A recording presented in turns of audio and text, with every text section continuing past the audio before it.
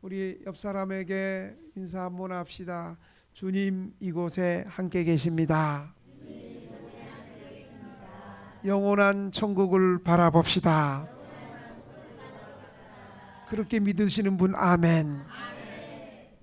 여러분 지금 10월은 교회력으로 보면 무슨 절기냐면 추수감사절 절기입니다. 그래서 지금 한국 교회 가운데 우리 주변 교회 가운데 이맘때 추수감사절을 절기를 보낸 교회도 있고, 그리고 대부분의 교회는 세계 교회가 정한 11월 셋째 주를 추수감사절 주일로 보냅니다. 저희 교회도 그래서 전통적으로 세계 교회가 정한 이 11월 셋째 주를 추수감사절 절기로 보냅니다. 오늘 본문에도 보니까 예수님도 초막절이라는 절기가 가까워지자 유대에서 갈릴리로 올라오셨어요. 왜냐하면 예수님이 지금 6개월 전에 6장하고 7장하고 한 끗 차이지만, 여러분 또 한 끗 하면 또 딴 생각하려고 그러죠. 이거 한 끗이 아니요.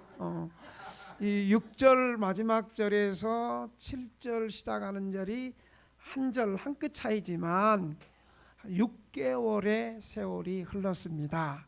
예수님이 6개월 전에 유월절을 지키러 예루살렘 성전이 있는 유대에 올라가셨어요. 거기 가셔서 38년 동안 움직이지 못한 혈기 마른 병자를 안식일 날 주일날 고쳐줬어요. 여러분 이거 잘한 거예요, 못한 거예요? 잘한 거예요. 주일날 잘한 게 아니고 잘하신 거예요. 이게 더 맞네. 누가 잘하신 거라고 누가 말씀하셨어요? 역시 부천에서 1시간 반 걸려서 오시는, 은혜를 사모하고 오시는 분이 역시 예수님을 향한 존중의 마음, 존경의 마음이 있는 거. 잘한 것이 아니라 우리 예수님이 잘하신 거예요. 주일날 생명을 고치는 것이 뭐가 나쁘냐? 그런데 이 서기관과 유대 바리새인들이 안식일에 일을 했다는 거예요. 안식일법을 어겼다는 거예요. 지네들은 자기 집에서 키우는 양이 웅덩이에 빠지면 안식일 날 지네 양이니까 아까워서 그 살리려고 그러는데, 하물며 사람이 38년 동안 혈기 마르고 움직이지 않은 사람이 38년 만에 일어나 고쳤다. 생각해 보세요. 얼마나 은혜로운 일이겠어요. 제가 어제 30 몇 년 만에 우리 군대에 우리 신의회 회장으로 전역했던 우리 집사님을 만났어요. 그쵸, 아멘이죠. 근데 그분의 간증을 좀 하려고 그래. 이거 치유 사건을. 이분이 나중에 알고 봤더니 이 동대문 근처에서 옷장 사도 그렇게 열심히 사는데 잘 안 되더라고요. 그렇게 너무 열심히 해가지고 밤에 이제 옷을 떼고 피곤해서 가다가 차로 운전하고 가다가 포크레인하고 박아버렸어. 찻길이 아니고 포크레인으로 박았으니 어떻게 됐겠어요? 그래가지고 경추가 이렇게 마비가 돼가지고, 여러분 참 우리 겸손하게 살아야 돼. 그렇게 건강해 계신 분이 경추가 마비돼가지고 말이죠, 전신을 움직일 수가 없는 거야. 그래가지고 중환자실에서 그냥 말은 할 수 있는데 눈만 껌뻑껌뻑 뜨고 고개도 이렇게 못 움직여. 그냥 이렇게만.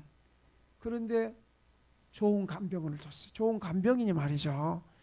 옆에서 에스겔 38장에 마른 뼈가 주님께서 말씀하시면 인자야 이 뼈가 일어날 수 있겠느냐. 그러니까 주께서 능치 못할 일이 없습니다. 네가 대신 대언해라. 마른 뼈야 일어나라. 이 마른 뼈가 붙고 살이 붙고 그 위에 생기가 부어가지고 그 뼈다귀들이 아골골짝에서 하나님의 군사로 일어나는 장면이 나오잖아요.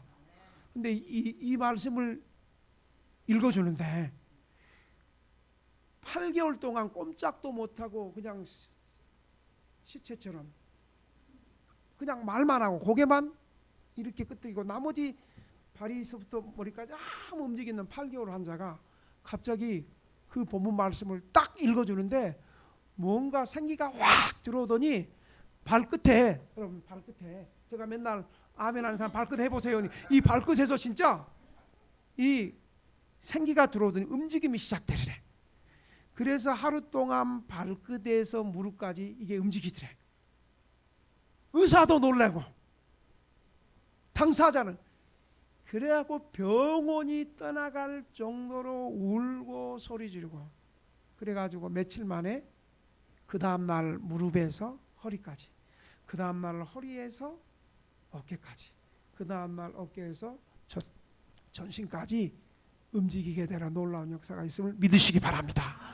여러분, 우리 만약에 주변에 이런 사람이 전혀 움직이지 못한 사람이 이렇게 움직여지면 우리는 어떻게 되겠어? 아멘하고 박수를 쳐야 될 게 아니에요. 하나님께 영광을 돌리고. 그 병원은 난리가 났대요. 난리가 났대. 그때 자녀가 2살, 3살 아들, 딸이 있었고 아내는 젊은 아내가 야 이제 인생 끝났구나 이랬을 거 아니에요, 남편이. 근데 그런 기적 역사가 일어난 거예요. 그러니까 여러분 히브리서 말씀대로 하나님의 말씀은 살았고 운동력이 있어 좌우에 있는 날쌘 검보다도 더 예리해서 우리의 관절과 골수와 영혼을 찔러 쪼개는 역사가 있음을 여러분 믿으시기 바랍니다. 그러니까 우리가 주일날 예배 올 때마다 이런 하나님의 능력의 말씀을 믿는 마음으로, 사모하는 마음으로, 은혜 받는 마음으로, 강사 째려보는 마음으로 하면 안 되겠지. 그러게. 노맨이죠, 그렇죠? 노맨이죠. 그러니까 은혜를 사모하는 마음. 여러분 예배 시간마다 이런 역사가 있고 하나님의 임재가 있고 기적이 있는 우리 등대교 예배 시간이 되시기를 주의 이름으로 축원합니다. 여러분 우리는 이렇게 아멘 하면서 이런 병자가 고쳐지면 아멘 하는데 2000년 전에 이 바리새인들과 서기관들이 예수님이 38년 동안 움직이지 못하는 혈기마르자를 고쳤는데 그걸 안식일날 이랬다고 예수님을 시기하고 질투하고 그렇게 해가지고 죽이려고 하니까 예수님께서 그때 다시 안전한 갈릴리 쪽으로 오셨어요.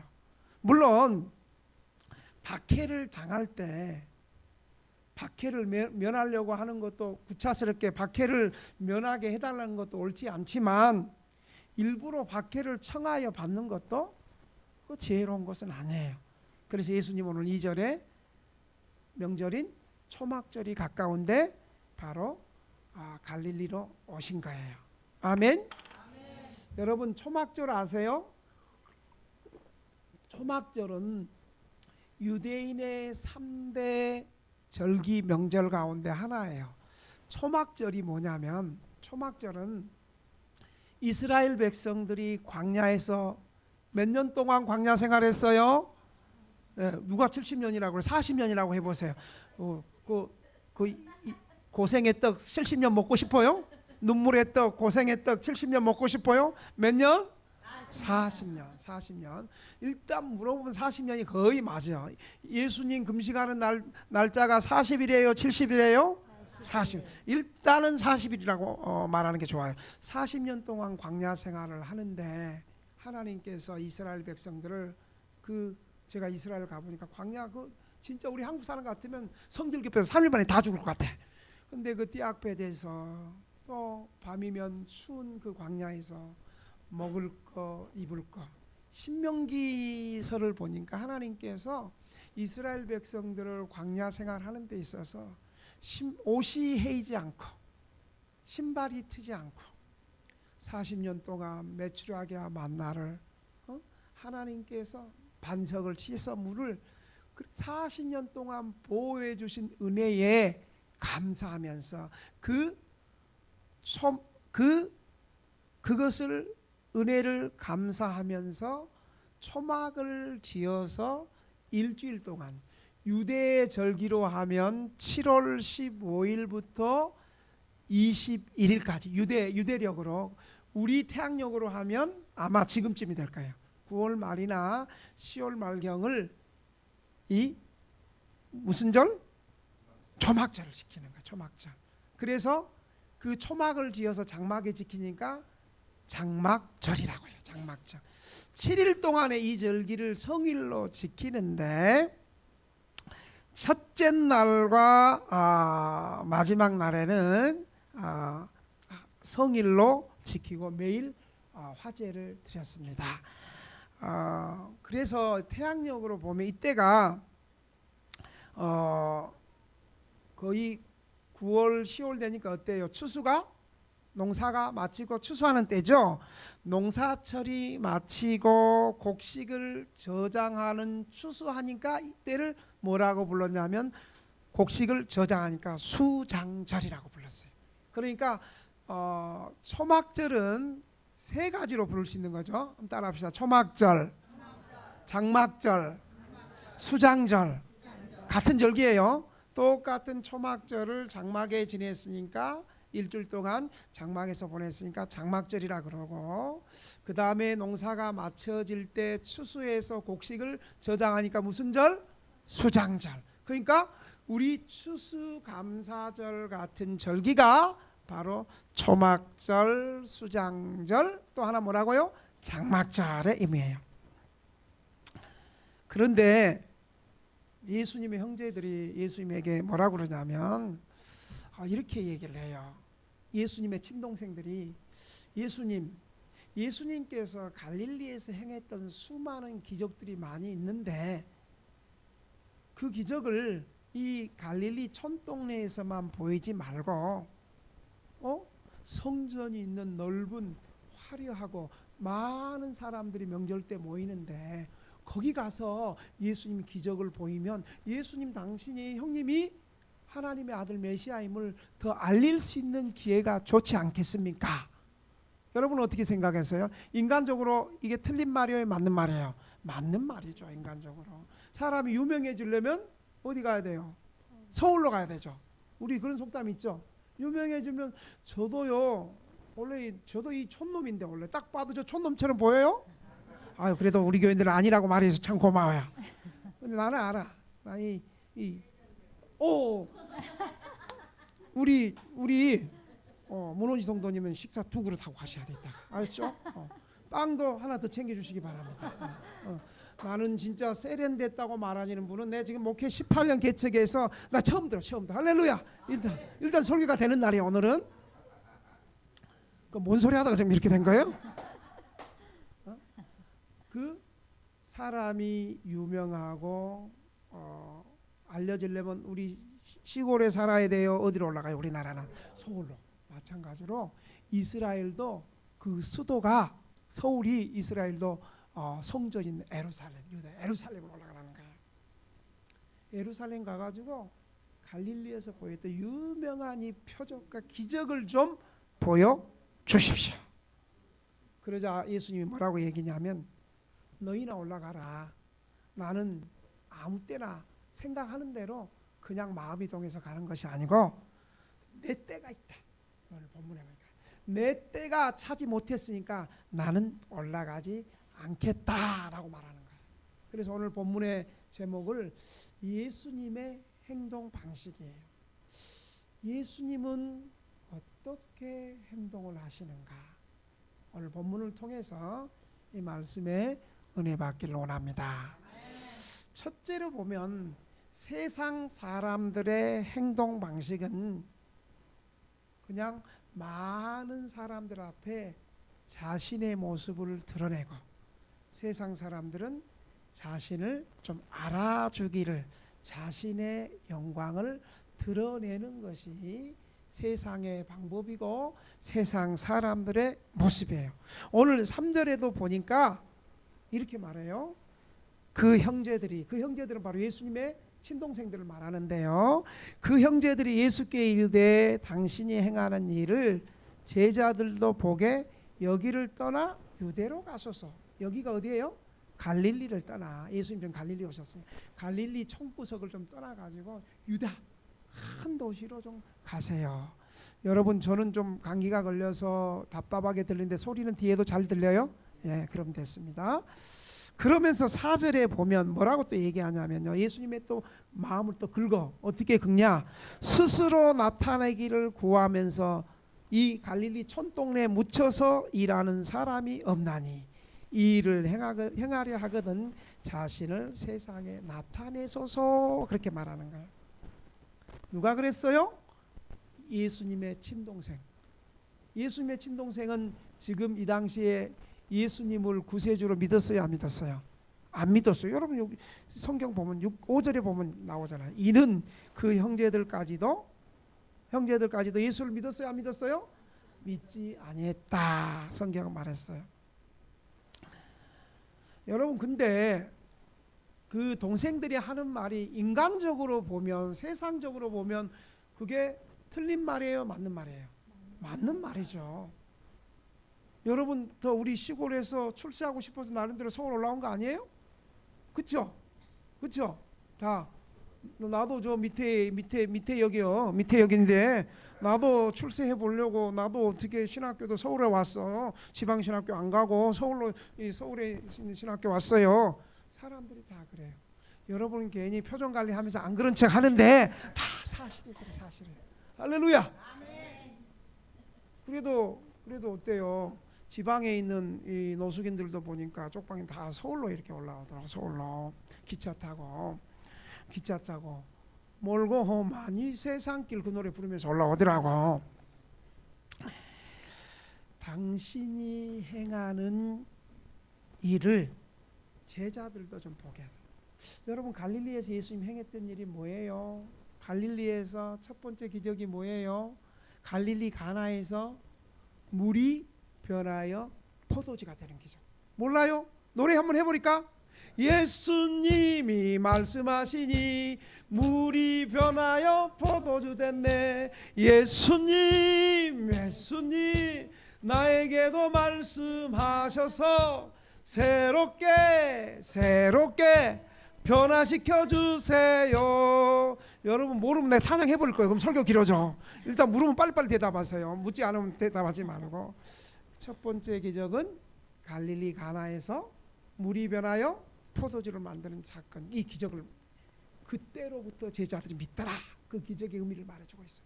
여러분, 두 번째 기적 혹시 기억하시나요? 왕의 신하의 아들이 죽어가는 것을 예수님께서 고쳐주셨어요. 예수님 말씀하시니까 글씨로 나왔다 그랬어요. 그 다음에 5,000명을 베세다 광야에서 5,000명을 먹이시는 기적을 행했어요.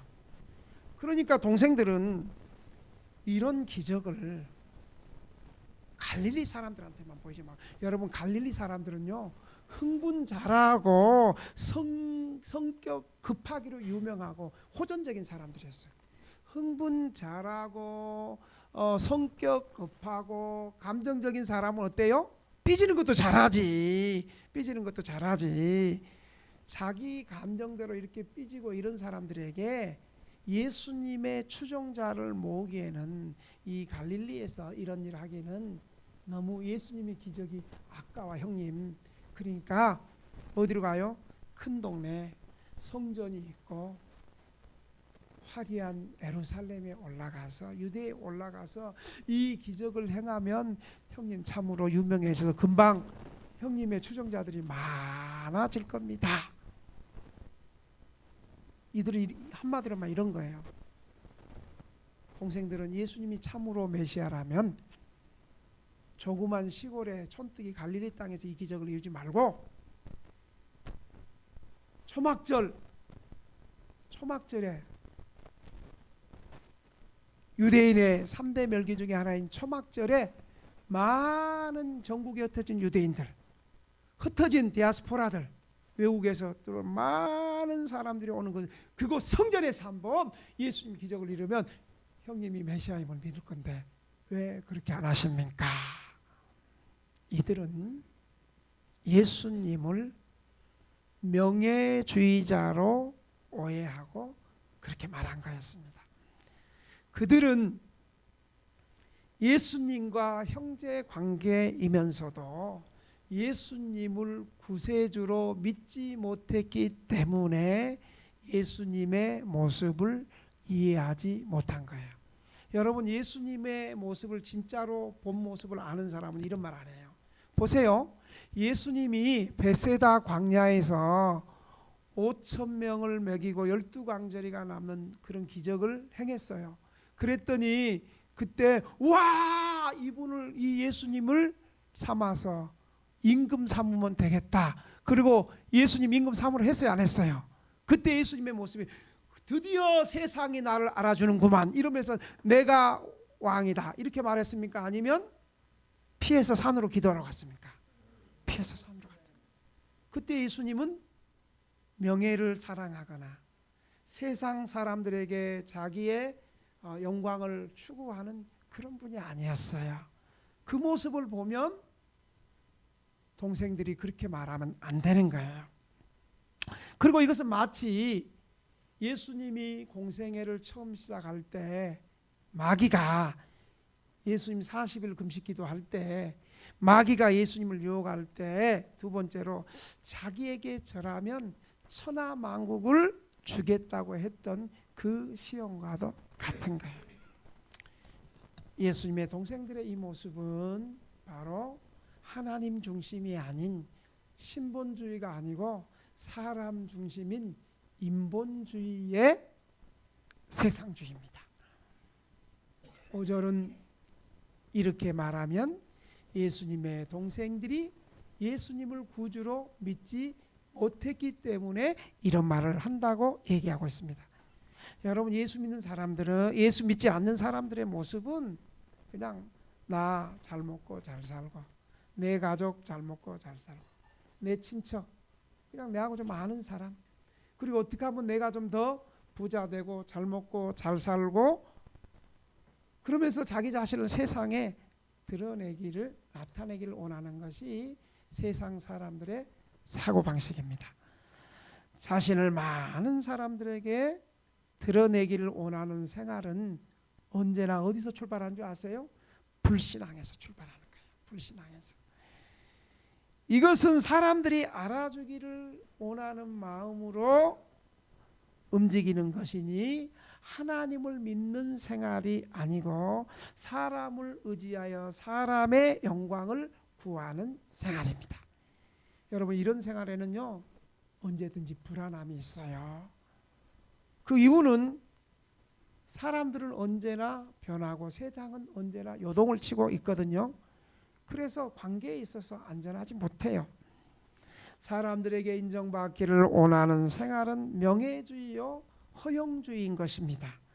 주님을 믿노라 하면서 세상 영광을 탐하는 사람들은 실상은 세상에서 구경거리가 되기 위한 그런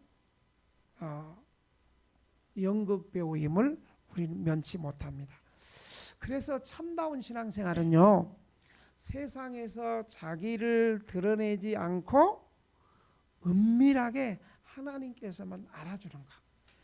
세상 사람 몰라줘도 하나님이 하시면 된다. 아멘. 내가 교회에서도 뭐 어느 기관에서도 내가 선한 일을 하고 몰라줘도요 주님이 보시고 주님이 아시고 주님이 들으시면 아는 걸로 만족하는 것이 여러분 우리 예수 믿는 사람들의 모습이에요. 여러분 지금 몰라주는 게 좋은 거예요. 왜냐하면 예수님이 언제 내가 아주 좋은 일하고 선한 일하고 참 헌신적인 일을 했는데 지금 알아주는 것보다도 주님이 알아주실 그때가 우리를 진짜 높여주는 때예요. 여러분 혹시 에스더서, 여러분 구약의 에스더서를 기억하세요? 에스더서에 에스더의 삼촌이 누구예요? 모르드게라고 해보세요. 누구요? 모르드게. 그 조카가 왕후 누구예요? 에스더라고 얘기해 보세요.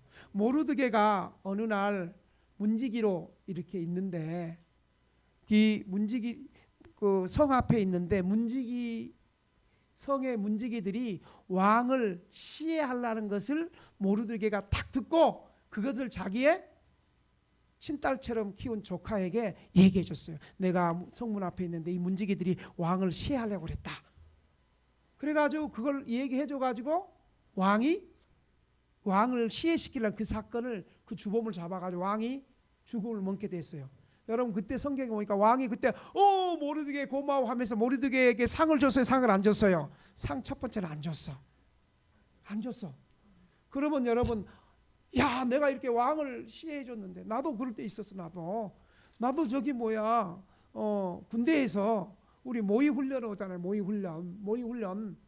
그래가지고 간첩이, 그러니까 우리나라 국방군은 저 북한에서 하는 말이죠. 북한이 우리끼리 이제 연습하는 건데, 우리 군인이 북한군의 옷을 입고 각 부대 담 넘어 침투해가지고 빨간 걸로 폭파 붙이는 게 있거든요.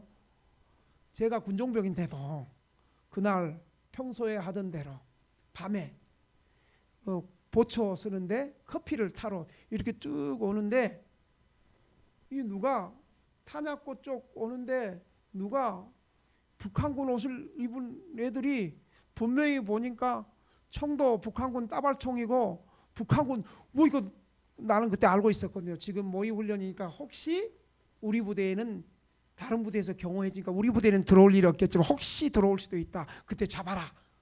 포상휴가다. 그래가지고 있잖아요. 제가 이 커피 우리 역전에 가듯이 그 스테인리스 병에다가 그 커피물 받아가지고 제 주머니에는 커피, 그 다음에 또 가방에는 우리 군인들 좋아하는 거 뭐예요? 건빵, 또 뭐예요? 초코파이. 그렇게 탁 넣고 가는데 탄약고 쪽 두고 오는데 이 북한군 복장이 탁 넘어오는 거예요. 너 누구야? 하니까 얘가 이제 이등병이었나 봐. 타부대. 예, 저는 침투병 누구입니다. 막 그래. 너 이리 와. 딱 잡았어요. 그래서 딱 보니까 폭파로 붙여 있어. 넌 잡힌 거야? 그랬더니까 막 도망가려고 확 잡았어. 넌 잡힌 거야? 너 이리 와. 해가지고 내가 그때 상병 마로봉이잖아. 상병 군대에서 상병 마로봉. 그때 우리 30개월 했으니까 상병 마로봉 보면 지금 18개월 넘게 했어요. 탁 잡아가지고 딱 데리고 가지고 너 이리 와 해가지고 딱 커피 놓고 걔 혁대 딱 잡고 폭파물 딱 잡고 와가지고 우리 중대장한테 갔어.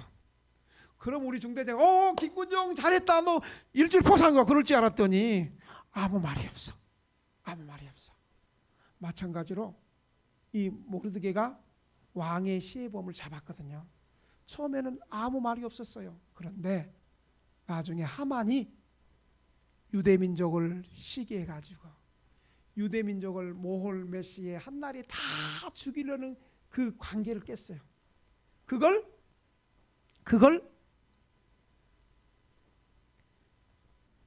모르드게가 알고 에스더에게 이 사실을 얘기를 해라. 그러면서 왕이 어느 날 궁중일기를 본 거예요. 궁중일기를 딱 펼쳐보니까 자기를 시해하던 그 시해범을 잡은 모르드게를 포상을 안 한 거예요. 포상을. 그래가지고 자기 부하들에게 묻는 거예요. 내가 포상을 안 했는데 어떻게 포상하면 좋겠냐. 그래서 결국 그때 하만이 자기가 되는 줄 알고 말에 태워가지고 금 목걸이를 하고 한 바퀴 돌게 하고 결국 그때 누가 됐어요? 바로 하만, 대적자 하만이 아니라 모르드게가 그렇게 해서 처음에는 상을 못 받았지만 정말 필요할 때 이스라엘 민족이 다 멸절될 그 위기를 구한 그때 에스더와 모르드게가 그때 상을 받게 된 거예요. 그러니까 여러분 사람들이 몰라줘도요. 사람들이 때로는 내가 한 것을 몰라주는 게 좋아요. 지금 알아주면 칭찬이 상이 적어. 그러나 여러분 은행에도 어때요? 우리 이자 금방 찾으면 돈 넣어가지고 금방 찾으면 이자가 커요 적어요? 적잖아요. 그러나 계속 저금하고 늦게 찾으면 이자가 세요 안 세요? 마찬가지로 하나님께서 세상 사람들이 내가 선한 일을 해도 몰라줄 때 하나님이 알아주는 그때가 더 우리가 높아지는 때고 축복의 때임을 여러분 믿으시기 바랍니다. 그래서 우리 예수 믿는 사람들은 좀 세상에서 자기를 드러내지 않고 은밀하게 하나님께만 알아주는 그런 생활 방식. 이 생활 방식은요 주로 세 가지 방식이에요. 첫째는 보면 예수 믿는 사람들은 커지는 것보다 작아지는 것을 원하고, 두 번째는 넓어지는 것보다 깊어지는 것을 원하고, 그리고 높아지는 것보다 낮아지는 것을 원하는 그런 삶을 살아야 될 줄로 믿습니다. 마지막으로 예수님의 행동 방식은 그럼 어땠을까? 예수님의 행동 방식은요 오늘 6절과 8절에 보니까요 자신의 때, 하나님의 때에 움직였다는 사실을 여러분 믿으시기 바랍니다. 6절에 보니까 예수께서 이르시되 내 때는 아직 이르지 아니하였거니 너희 때와 너희 때는 늘 준비되느니라. 8절에 너희는 명절에 올라가라. 내 때가 아직 차지 못하였으므로 나는 이 명절에 올라가지 않아요. 예수님 자기 때가 있는 거예요. 자기 때. 예수님은 오병이어의 기적을 일으킨 후에 다음날 예수님을 찾아온 또 떡을 먹으러 온 백성들의 예수님 이런 말씀을 하셔요. 요한복음 6장 38절에 보면 내가 하늘에서 내려온 것은 내 뜻을 행하러 온 것이 아니요 나를 보내신 이의 뜻을 행하려 함이니라. 이렇게 말씀. 그러니까 예수님은 자기 뜻을 행하려고 오신 것이 아니라 누구 뜻을 행하려 오셨다고요? 하나님 아버지의 뜻. 그러면서 예수님은 또 요한복음 10장 30절에 보면 나와 아버지는 하나다. 그러니까 예수님은 하나님의 뜻을 행하기 오셨고 하나님의 뜻이 바로 예수님의 뜻이었고 하나님과 예수님은 하나였어요. 예수님께서 행하시는 때는 그냥 즉흥적으로 행하는 것이 아니라 하나님의 때에, 그게 자신의 때였어요. 오늘 본문에도 초막절에 명절이 가까워지자 예수님의 동생들은 그 절기를 지키러 예루살렘에 올라가자고 예수님을 권면했습니다. 그러나 예수님께서는 그들의 주장을 거절하시고 자신의 때만을 기다리셨어요. 내 때는 아직 이르지 않았다. 8절에 내 때가 아직 차지 않았다. 자, 내 때란 말은, 이 때라는 말은요 이스라엘 사람들에게 이 때라는 시간의 개념이 한 세 가지로 있는데 특별히 그냥 흐르는 시간, 일정하게 흐르는 시간이 있고 크로노스라 그러는데 헬라어로, 그러나 하나님께서 인류의 구원을 위해서 결정적인 순간 그때가 있어요. 그때가 카이로스, 오늘 본문에 나오는 이때예요. 예수님이 내 때가 되지 않았다. 이때는 그냥 흘러가는 그런 시간이 아니라 하나님의 구원을 위해서, 하나님께서 우리의 인류의 구원을 위해서 결정적으로 행하시는 그때인 거예요. 바로 예수님이 말하는 그때는 이때를 말하는 거예요. 즉 하나님께서 우리의 구원을 위해서 친히 정하신 때를 말하는 거예요. 갈라디아 4장 4절에도 보면 때가 참에 하나님의 그 아들을 보내사 여자에게서 나게 하시고 율법 아래 나게 하신 것은, 이렇게 말씀하세요. 이 말씀은 때가 참에 구약 성경의 예언대로 우리를 구원하시기 위해서 예수님이 이 땅에 오신 그때를 말하는 거예요. 여러분, 예수님께서 가나 혼인잔치 때에도 포도주가 떨어지자 예수님의 어머니가 예수님께 나와가지고 포도주가 없다 그래요. 그러니까 예수님께서 뭐라고 하냐면 내 때가 아직 머무르지 않았다. 내 때가 아직 머무르지 않았다. 그런 소리 하지 마라. 마리아는 이것을 대충 눈치채고 마리아는 하인들에게 믿음으로 예수님의 때의 영광이 이루어질 줄 믿고 예수님의 때에 물을 포도주로 바꾸는 이 기적을 행할 줄 알고 하인들에게 무슨 말하냐면 예수님께서 무슨 말씀을 하든지 너희들은 그대로 순종해라. 결국 예수님께서 가장 결정적인 때 물을 포도주로 바꾸셔서 하나님께 영광을 드러내시고 자신이 하나님됨을 드러내셨습니다. 그 다음 구절에 보면요, 그 시로부터 제자들이 예수님을 구주로 믿더라 이렇게 말하고 있는 거예요. 이 가나 혼인잔치에서 요한복음 2장 10절에 보면 이렇게 말해요. 사람들로 하여금 사람마다 먼저 좋은 포도주를 내고 취한 후에 낮은 것을 내거늘 그대는 지금까지 좋은 포도주를 두었도다 하니라. 여러분, 오늘 예수님께서 내 때는 오늘 본문에 의하면 예수님께서 우리의 구원을 위해서 십자가에서 고난을 당하실 그때를 말하고 있습니다. 즉 이 십자가에서 고난을 당하시기 위해서 예루살렘에 올라가서 십자가 지실 그때를 말하고 있는 거예요. 예수님의 때가 하나님의 주권적인 뜻에 의해서 우리의 구원을 결정하실 그 작정적인 그 시간을 말하는 거예요. 예수님은 이렇게 말씀하신 후에 너희들에게 형제들 너희들 장막절에 초막절에 올라가라고 당부하고 자신은 갈릴리에 더 머물겠다고 말씀하십니다.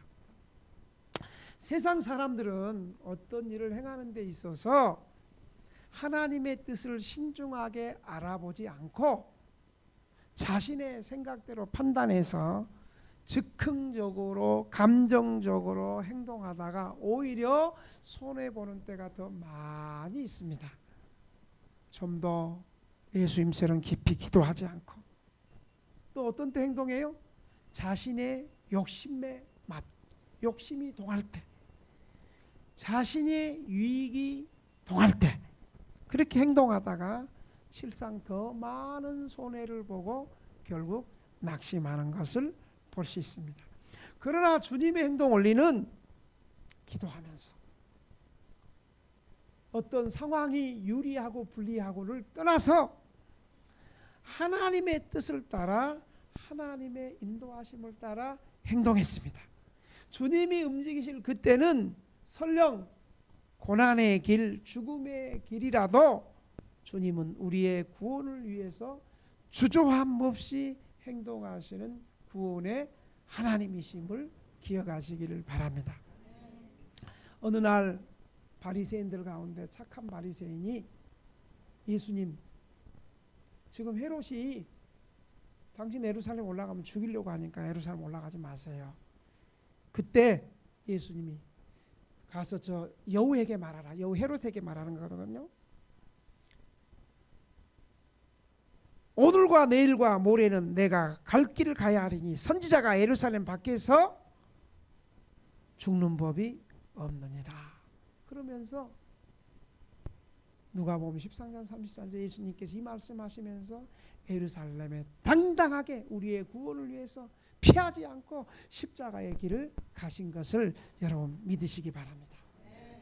여러분, 바로 지금이 예수님께서 십자가에서 우리 죄를 대신해서 피 흘려 죽으심으로 지금 우리 이때가 예수님 재림하기 전 이때가 바로 예수님의 구원의 때예요. 예수님의 은혜의 때예요. 예수님이 우리의 죄악을 용서해 주는 사죄의 은총의 때예요. 그러니까 이때에 구원의 문이 활짝 열려 있음을 지금 이때 믿고 구원의 문이 활짝 열려져 있을 때 이때를 귀하게 여기고 가볍게 농담으로 여기지 말고 삐지지 말고 이 구원의 은혜에 참여할 수 있기를 바랍니다.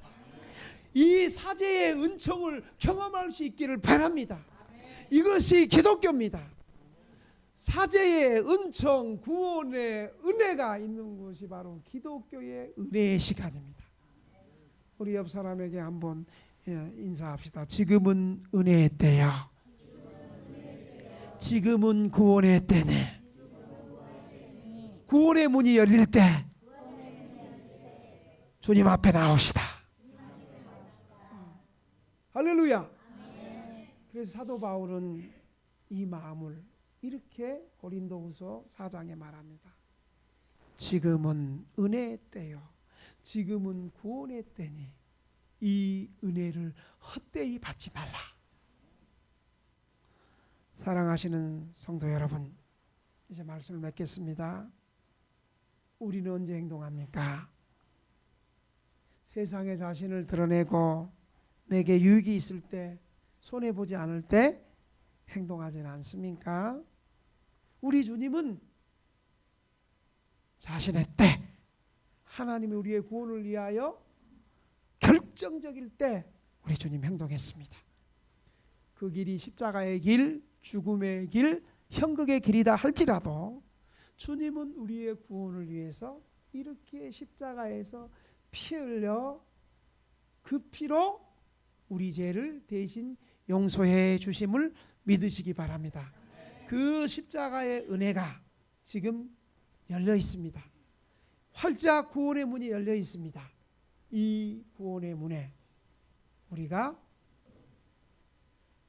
들어와서 구원받고 은혜받고 믿음으로 살아가는 저와 여러분이 되시기를 주님의 이름으로 축원합니다. 기도하겠습니다. 하나님